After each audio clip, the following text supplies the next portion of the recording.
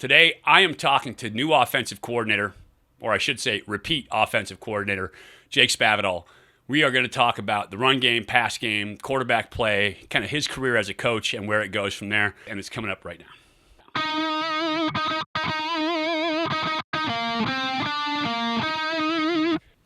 Hey, everybody. Welcome to Bear Insider, Ultimate Insider Podcast. I'm Mike Pawlawski, Hall of Fame quarterback and radio color analyst for the Golden Bears. Today, I am talking to offensive coordinator Jake Spavital.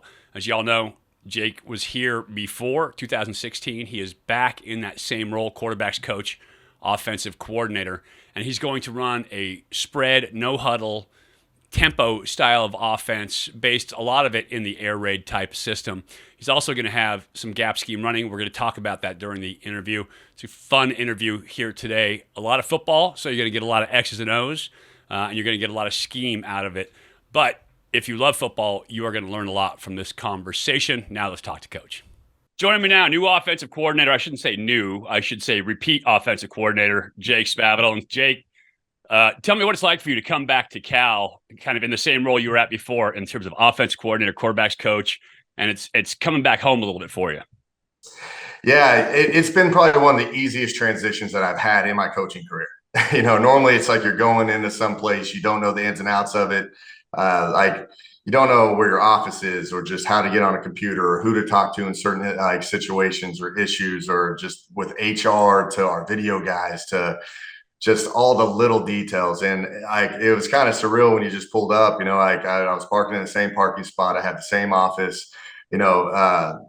Fox, Matt Fox, our video guy, already had all of our stuff set up. He had my computers the way I wanted it. He had everything. And it's just been great, even working with Kyle McRae, our SID, very simple. He sent me a text message. Hey, is this still your number? All right, cool. Let's get some let me talk to you real quick. And and we knock it out. So we've been very efficient, on my time coming back. But just a lot of familiar faces, a lot of just excitement of just being back. My wife and I were here in 2016, and she was excited, and she knew exactly where to look for, where she wanted to live. And it's just been very easy. And Coach Wilcox has been awesome as well. So, overall, it's you're still trying to figure out, the new personnel and the team and your coaching staff, and how you work together and how you delegate responsibility. But, that's part of the job, and that is the job. But all the other moving parts, it's been a very, very easy transition so far.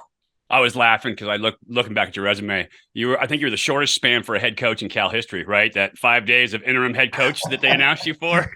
Yeah, exactly. That was just such a blur right there, and then I just remember getting the phone call, and they said, hey, you're going to be the interim head coach, until we get through this. And I just look at it as, always a new opportunity, something to learn from, something to be in charge of. And I think you can just always be a student in something, and just to have that brief head coaching opportunity at Cal. I did it to the best of my ability, and I ended up moving on to West Virginia from that point. The question is, did you park in the head coach's spot for those 5 days? That's the key. I did not. I'll never do that. Didn't quite move into it. I got it. I understand. So let's go back to your playing days, because I think playing days are so formative for coaches. What you did. I looked at it. Stud quarterback in high school. You go on to Missouri State, right? Mm-hmm. And then talk to me about your playing career there. What that was like for you. What kind of offense you guys ran? Yeah, that was kind of an interesting time. I ended up going to Southwest Missouri State at the time. It's Missouri State. I was born and raised in really Tulsa, Oklahoma. My dad was my coach, so I was born and raised in a locker room. So that was all I knew. I got to get to Southwest Missouri State, and I ended up having a shoulder surgery. My first year there, I ended up having 3 shoulder surgeries in my entire career. All right, and just growing up in a locker room your whole life, there was a lot of frustrations. I want to play, got a little playing time, but not much. But I was like, how do I find my way onto the field? How do I just be a part of the team? Because, when you're in college football, you have a roster limit on what you can travel and how many you can suit out. And I was trying to find a way to get on the field. So I ended up having a lot of great coaches there, and there's a lot of moving parts and a lot of attrition in Group of Five and and FCS football, and I ended up being with Randy Ball was my head coach, and then Terry Allen came in, and at the last really year of my career, I had an offense coordinator named Rob Christoffel that ended up, he's now the offense coordinator at Nicholls State. And he was where I learned how the up-tempo spread offense began. But, I went on my third surgery. I knew that I wasn't going to play much. So I was like, how do I become like an asset to this team? So I ended up learning how to be, really the quarterback's coach. I signaled everything. I ended up like, they trusted me to signal and kind of run meetings at times and do certain things.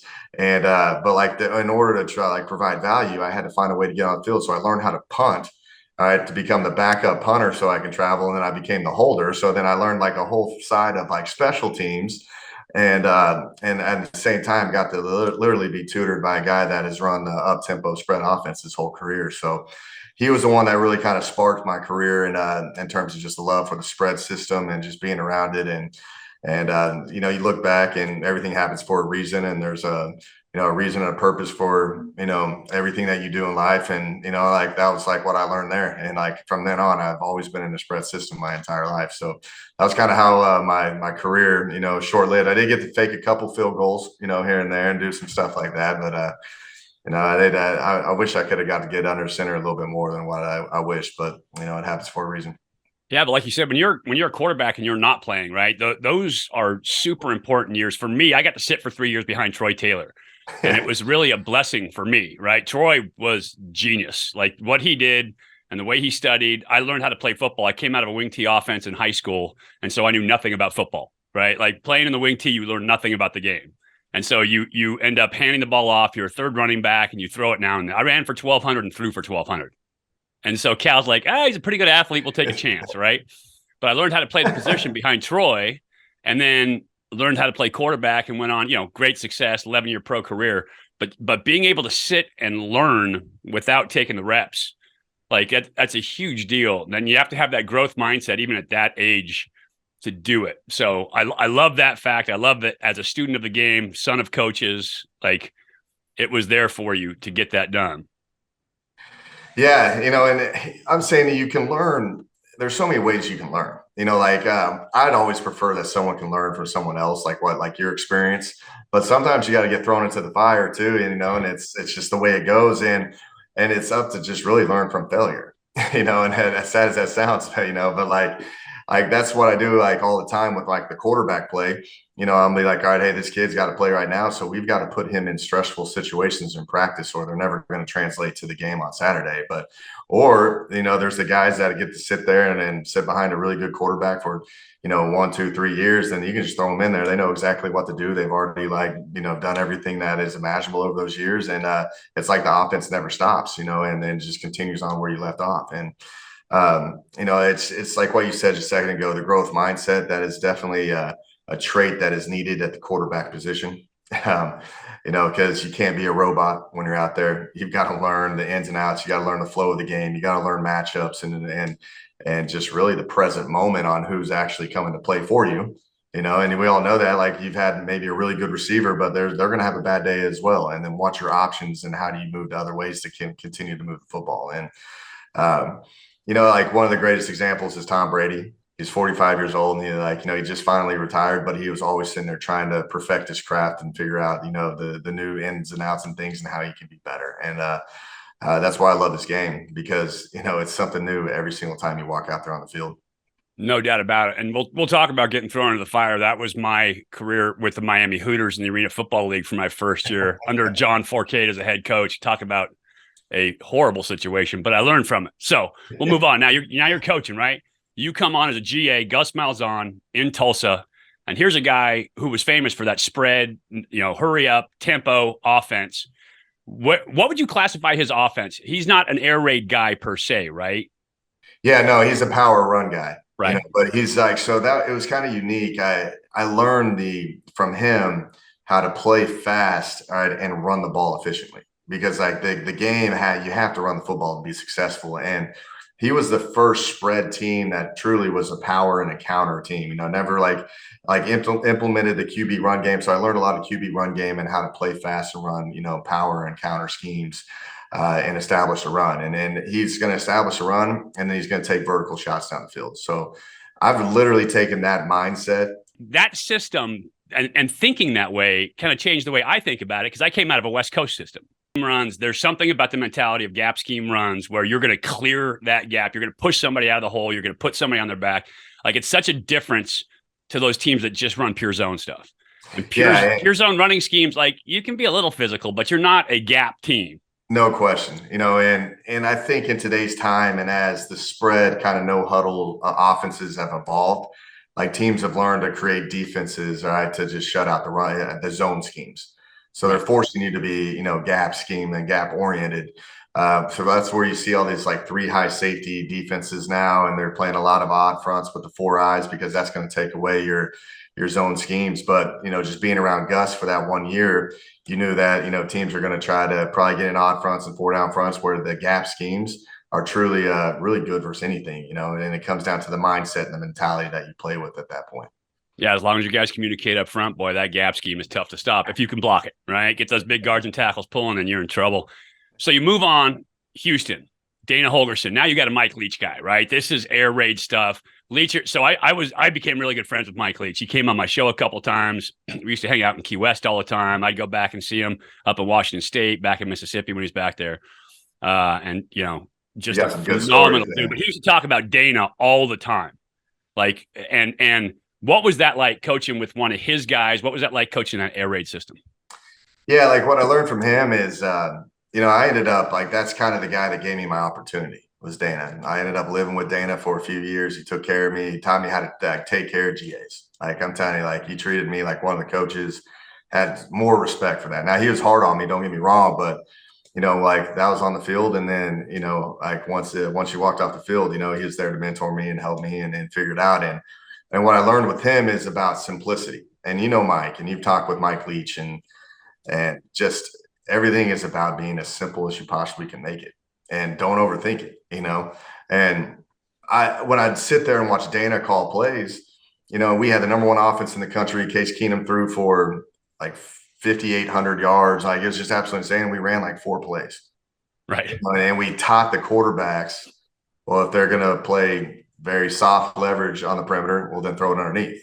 If they're going to play very tight, then throw it over the top, and if they don't have very many people in the box, run the football. If they got a lot of people in the box, throw the football. And I'm like, yeah. Which is so the first time I met Leacher, Cal's playing Texas Tech right down in San Diego, and in a bowl game, I go down there to meet him, and the air raid's the big thing, and I haven't talked to him before, and so I walk up to him, I'm like, hey, Coach, Mike Pawlawski, played 11 years pro, doing the game for Cal, and just curious about the air raid system, because I've heard so much about it, but I don't know anything about it.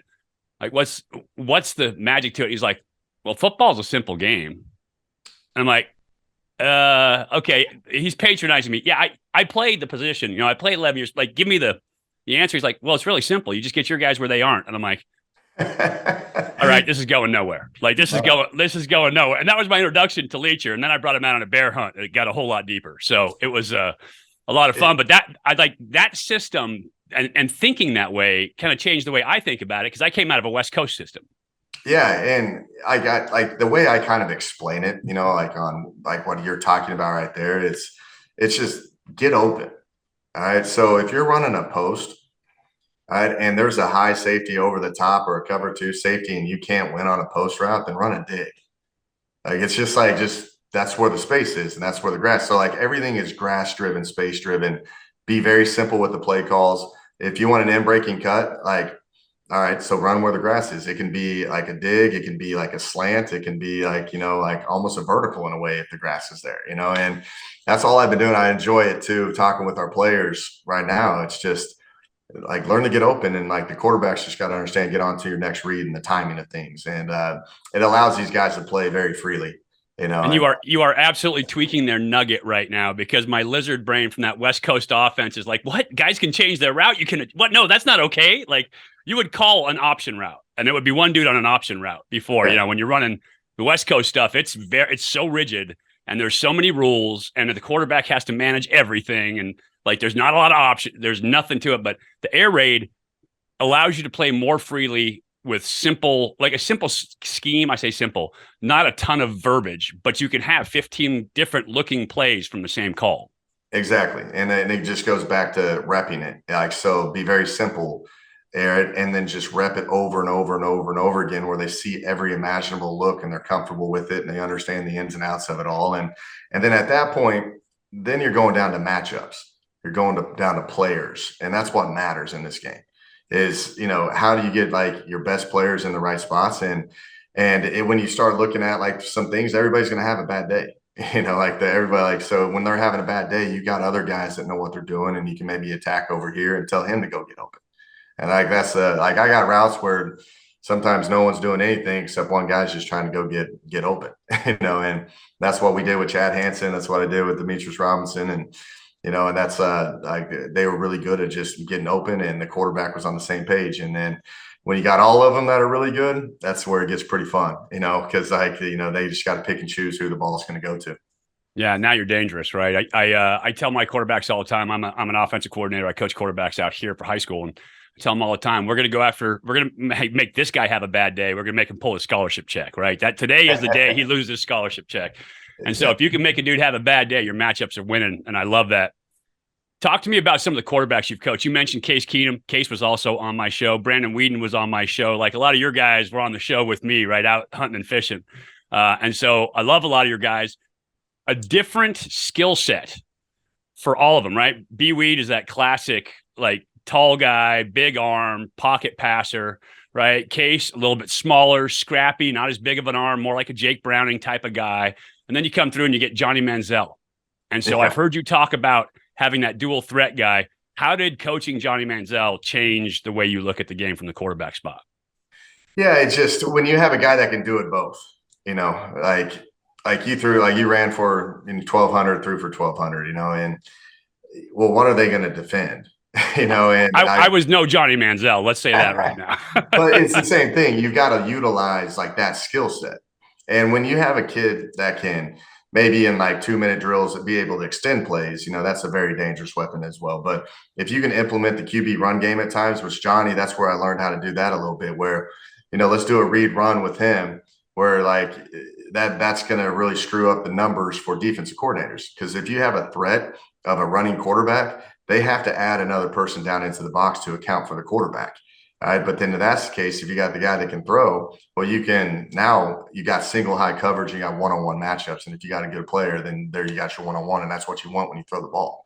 All right. And that's what I learned with Johnny. And even with like Kyler, like if you got that dual threat guy, you can figure out how does the defense coordinator, like, how are they going to try to defend you? And then if they're going to get to single high coverages and start rolling down, then you've got all the one-on-one easy matchups out there as possible. And you learn to adapt, like our system is the same. All right. It's just, we added QB run a lot more when we got Johnny. So now like I've been able to have running QBs. I've been able to have very athletic QBs that hated to run the ball. So I'm not going to sit there and run it. So then now you can understand that they're naturally going to scramble and do things on their own and run the ball like that way. So you just kind of have to adapt to your personnel. And like you're saying, Brandon Whedon, he was a pocket guy. He was going to stay in there. So I never really had to coach, quarterback run there. Case Keenum, crazy fast release, like spread him out and let him just kind of, pick him apart. When you got here with Davis Webb was not really a runner. Right. You just go through what their strengths and weaknesses are, who they are, because you can't just force them to be a running quarterback, like sometimes kids can't make a field throw, so I'm not going to have very many field throws there. Like you just got to figure out what they're doing and how you can just call plays around them. And that's what I learned with Johnny, because it was such a unique, type of skill set. I'd get in empty and I'd just be like, it's not there, go scramble and do your thing, because that's what he did half the time anyways. And that's how he won the Heisman. So it's just like he loved to spread it out, and he'd work his matchups to his best players. And if they cover that, then like he's going to end up running for a lot, and he's the only guy. So this is kind of a funny story too. He's the only guy, all right, where you're in empty and everybody else, like they do a mug zero. You got everybody up on the line of scrimmage and you got zero pressure coming. All right.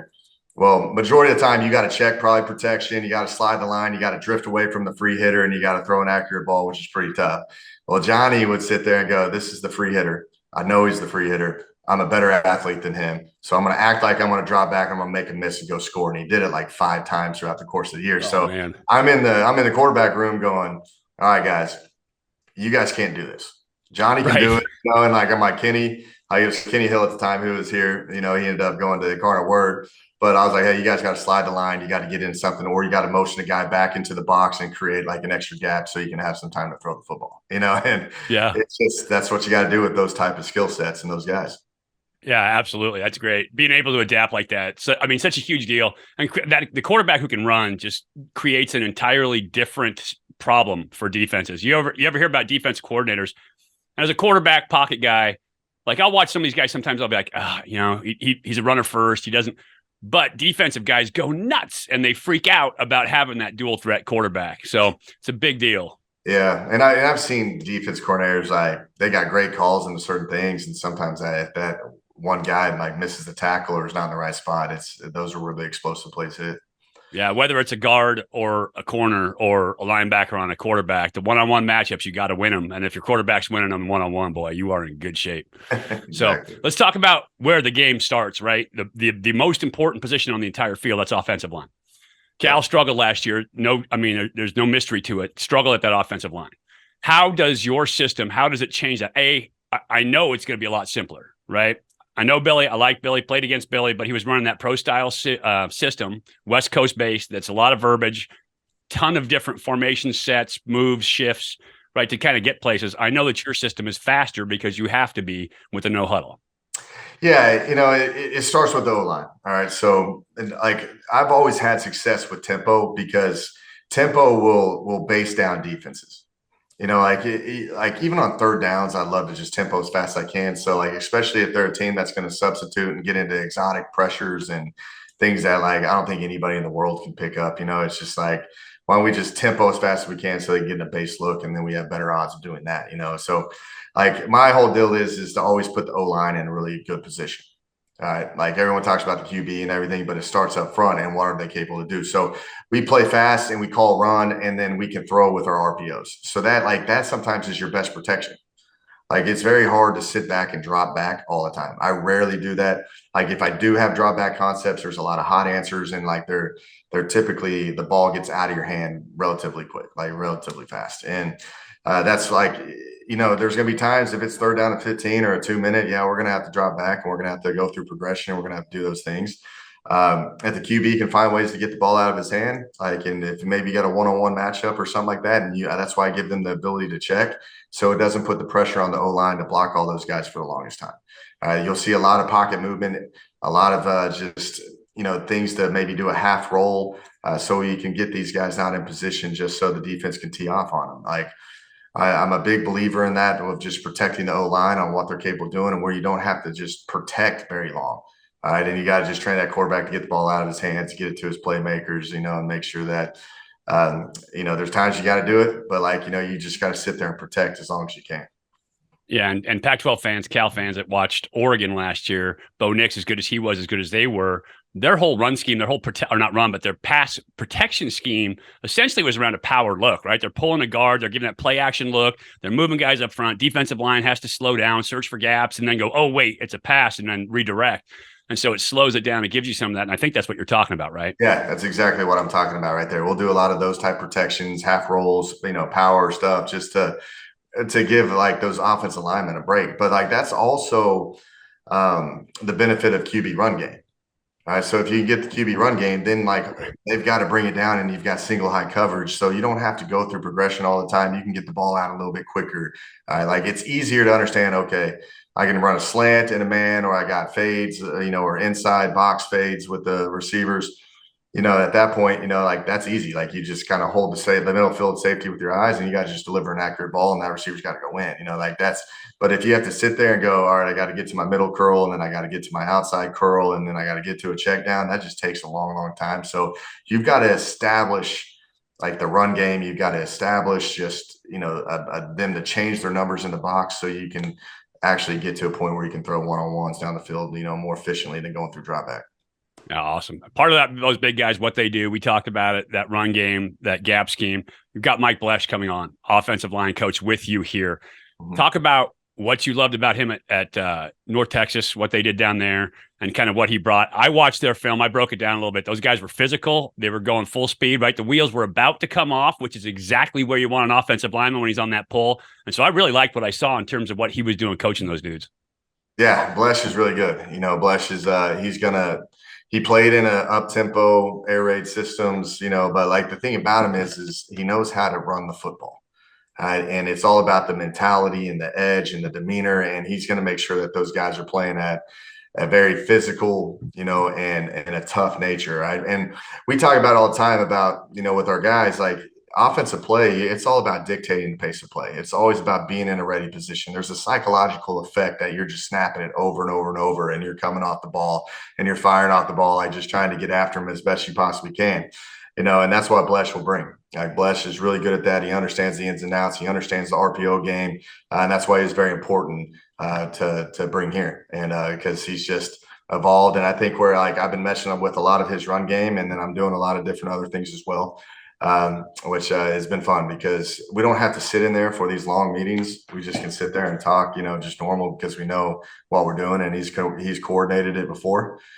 So he understands how it works. So, man, and Blesh has been awesome. And I think everybody's going to be very pleased with the product that he puts out there. That's awesome. I look forward to seeing that solid run game inside, especially if you bring it down to just a couple runs, right? Guys get really, really good at. You have your runs, your counters, your RPOs off of those. Now all of a sudden defense doesn't know where to go, just like having a running quarterback. If you got three options for the same look, for the same play, they got to guess at what you're going at. So I enjoy watching that. Talk to me about quarterback Sam Jackson coming in. Watch some of his high school film today just to see what we were looking at in terms of a guy. Crazy athlete, needs to keep two hands on the ball for sure. But he can run like crazy. He runs through angles. He's got a good enough arm and is a dual threat guy. I think he's going to pose some problems. What is he like so far in meetings? He's been in college for 2 years already. So he's been in So does that mean he's keeping two hands on the ball now? A little bit better, but Yeah. I'm saying like he's got big hands now. That's something like so. Johnny Manziel had big hands. Johnny had the worst ball security ever and never fumbled. Right. I got to like I'm going to teach ball security with him, but like naturally he's going to go play that game a little bit. But the thing about Sam is that he's been in the spread system. He's been kind of already trained. So it's been fun. Like I've just kind of been going through like walkthroughs and all that stuff and just how he communicates. He knows what he's doing. He knows how I've operated. He knows how I like to work a spread system. He's just got a very calm demeanor.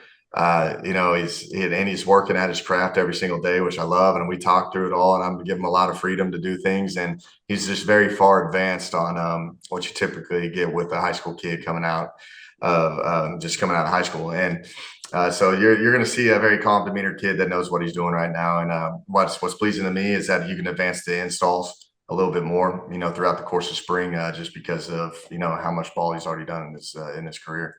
Yeah, it's great when you don't have to teach kids how to be college football players. Oh. I mean, that's the beauty of the portal, is that you don't have to teach them how to be college players. The sad part is for the high school kids, right? A lot of those high school kids are kind of getting lost in that thing coming out. But once you get there, now all of a sudden you have more value because you know how to play at that level. Yeah, and there's just how this transfer portal works, and people can leave you at any time, and it's just it's just a revolving door of players coming through. Like sometimes if you've got a really good group that is experienced and you have them here and they're staying here, then you can bring in developmental kids, you can bring in the high school kids, and you can coach them up and they can learn. But sometimes, like especially in the O-line position, if you got guys hitting the portal or leaving, like you have to bring in a guy that can contribute right away. And O-linemen, they got to be bigger, and they've got to like the speed of the game, and like they've got to be experienced. You can't.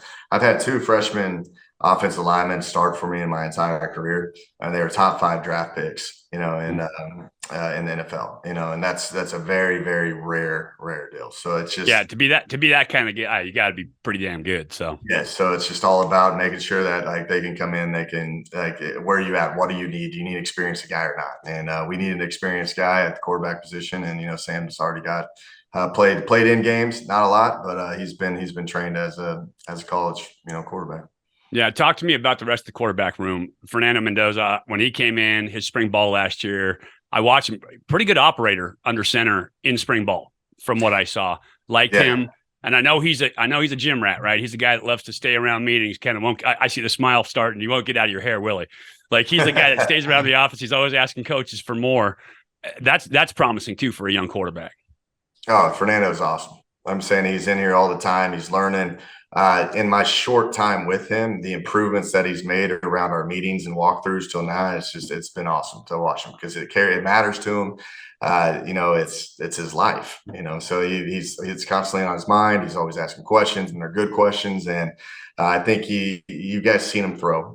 He's got a good arm and he can do that. But there's so much more to quarterback play than just throwing the football. It's about how you operate and the demeanor that you do it with, and how you're learning and evolving and growing. And that's the definition of Fernando. He's got a bright future ahead of him. Just love watching him just go out there and keep getting better on a daily basis.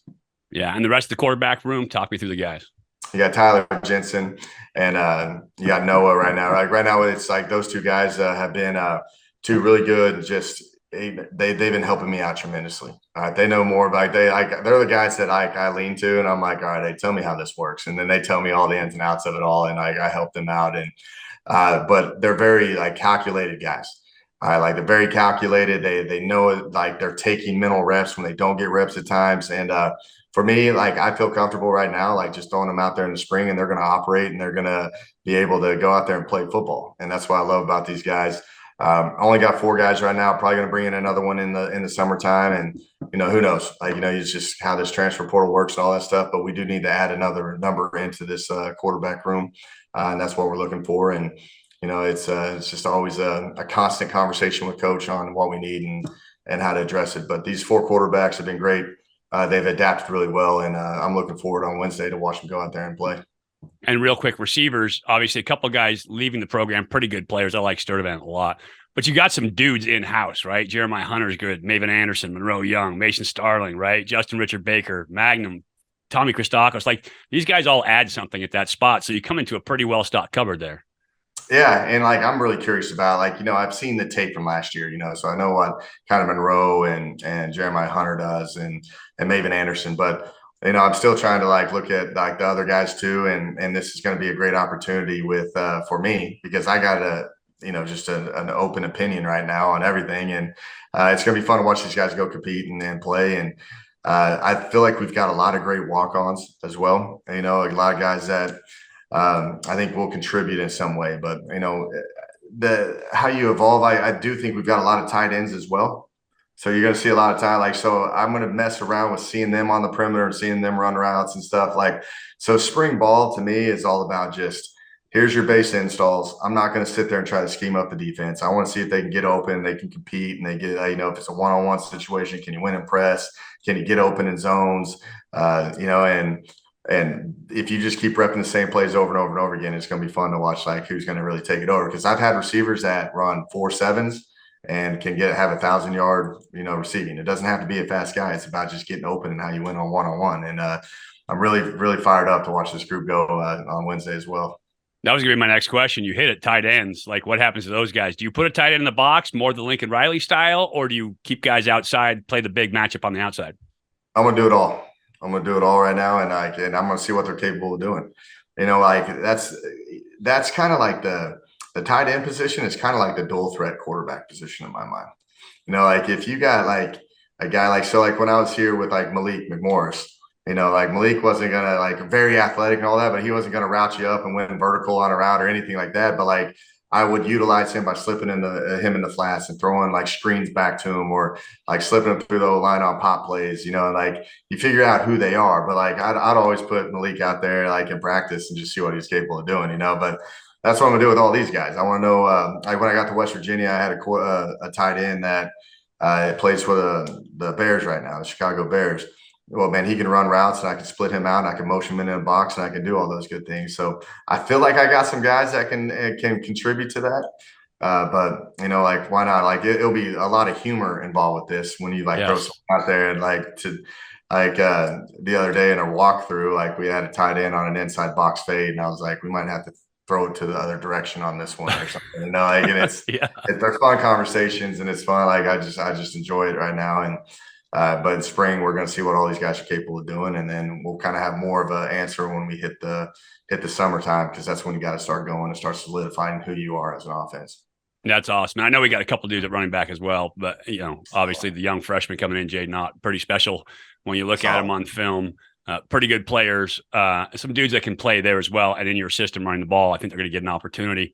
Last question for you. We talked about it earlier, that growth mindset, right?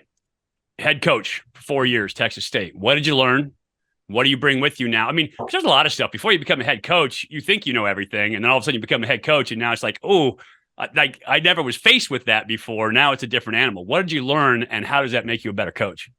Man, I learned everything. Like I'm saying, like I'm so thankful for my opportunity as a head coach, and like I had to, like I would never thought that I'd have to go through, COVID and transfer portal and name, image, likeness and all those moving parts, but it just forced you to just kind of figure it out and and you learn about communication, and you learn about getting on the same page with things. Like I can tell you this, like I'll be the greatest assistant coach in the world because I will try not to ever let an issue go across Coach Wilcox's desk. I will get to it first, because all the stuff that you have to go through on a daily basis, and especially like at times where I was ended up having to call it, as an offensive coordinator too there, like in calling the offense, and then dealing with all the daily issues that a head coach has to go through.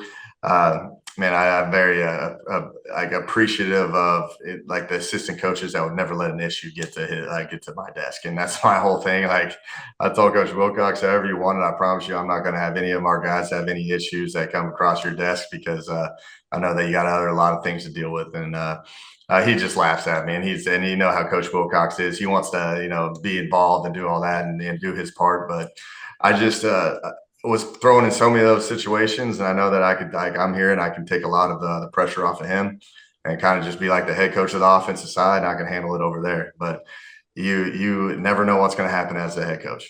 You never do. Like if it's a donor or academics or a weight room or practice, or you just name it, and you're dealing with kids that are on their own for the first time and in college, and they're learning how to become a man, and we're here to help mentor and help them grow as well. So there's a lot of work, and you got to work together and have a good staff. And that's what I want to bring to the table for Coach Wilcox. That is absolutely awesome. I've run my own companies for 20 years. So I always say that if I ever go back to be an employee for somebody, I will be the greatest employee ever, because I will never cause them any problems coming out. Spav, I appreciate you coming on, brother. I'm looking forward to getting into some of your quarterback meetings this year. Awesome. I want to kind of get in there and go in depth with your version of this air raid spread kind of gap scheme run stuff that this great game of wide open football has evolved into. Appreciate the time here today. And I will talk to you again when we get over to the facility. All right. Appreciate you. Look forward to seeing you soon. And hopefully I can get you in a walkthrough or some of these individual drills to see if you still got it. Right. Yeah, I don't got it. It's over. I had it a long, long time ago. Appreciate it, brother. I'll see you out there. All right. Go Bears. Go Bears. So that's offensive coordinator Jake Spavital. I am looking forward to seeing this version of the offense for the Golden Bears, because you simplify it, you make it faster for the offensive linemen, easier for them to execute, and then you stretch defenses differently. Going to have a running style quarterback, it sounds like, if he gets the opportunity. And we'll see what happens on the field. I love the gap scheme run, being physical up front, so important. My teams, when I was at Cal, were gap scheme run teams for most of our running, almost all of it for that matter, and pretty dominant up front. So I'd love to see Cal get back to that. But when you can spread a defense out through the pass, through the quarterback run game, and then pound them on the inside with the run game, that is a winning combination. Hopefully the Bears can get back there quickly. For Bear Insider, Ultimate Insider, again, I'm Mike Pawlawski. I appreciate you guys watching. I appreciate you guys being here today. And as always, go Bears.